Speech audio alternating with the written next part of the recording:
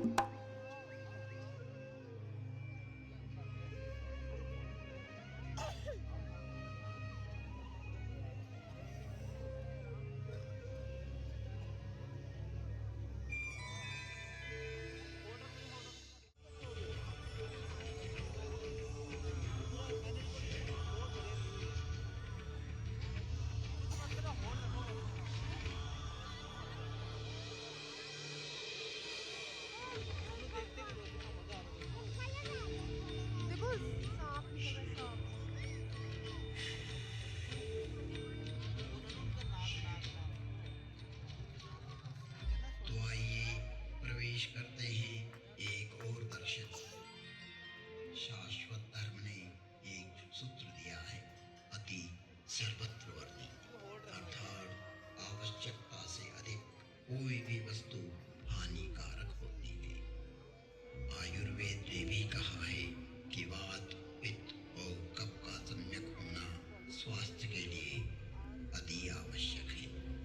समाज में भ्रम को प्रताड़ित कर एवं सार्वभौम को संकुचित कर किसी भी असत्य को सत्य प्रमाणित करने के लिए किए गए प्रयास कालांतर में उसी तरह नष्ट हो जाते हैं जैसे शिव की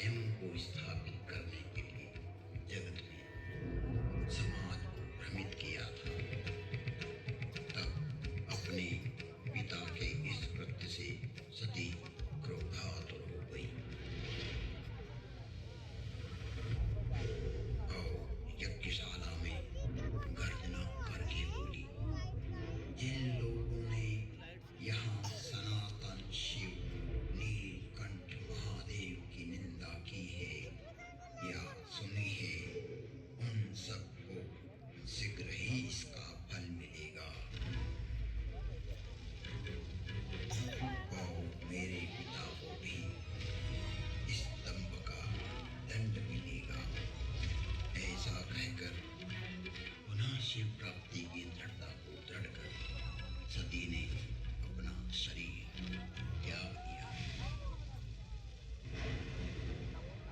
सती के देह के त्याग के उपरांत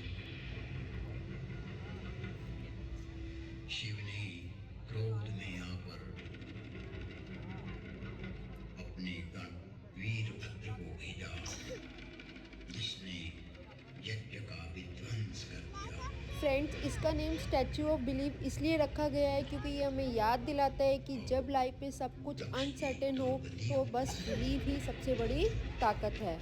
जब भी इट मीन्स महादेव ना तो तुरंत जवाब देते हैं ना ही तुरंत सॉल्यूशन, लेकिन वो स्ट्रेंथ ज़रूर देते हैं सब कुछ फेस करने की। गति दक्ष की तरह ही हो जाती है, जिसे मानव शरीर होते हुए भी बकरे के सिर के साथ यातना भोगते हुए जीवन जीना पड़ा।